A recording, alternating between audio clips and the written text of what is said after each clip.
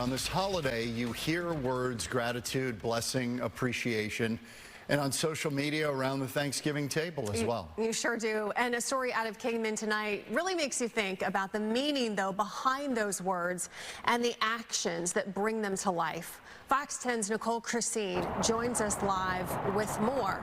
Nicole.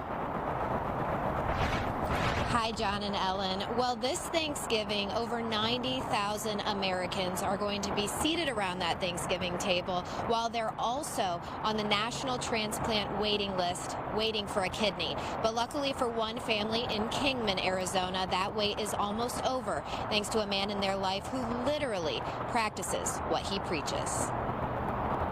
It felt weird. It felt different. It just wasn't normal. Amador Alvarado says he's normally reluctant to go to the doctor, but extreme pain led him to the ER 3 years ago and to some life-altering news. I'm sitting there and the doctor comes in. He goes, well, I got bad news. He goes, your kidneys aren't functioning and you're going to have to go on dialysis. Immediately, a flood of emotions and questions. Well, what am I going to do? You know, I got to go to work. I got to support my family. Am I going to die? Dialysis is a part of Amador's daily life, taking up 8 hours of every day.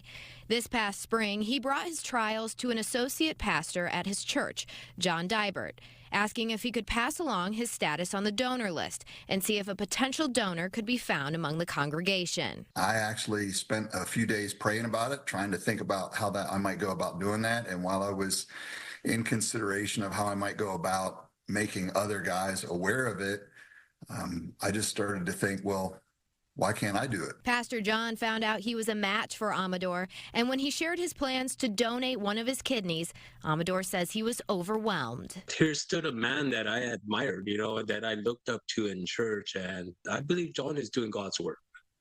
I think he was sent to me.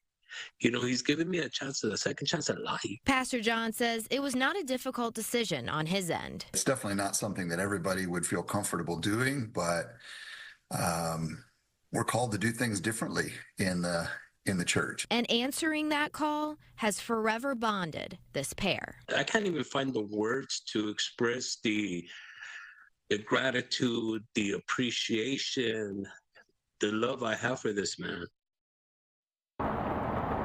Now, Amador wants those out here who are watching this story to think about their own health and not wait until they have extreme pain to maybe get checked out for any symptoms.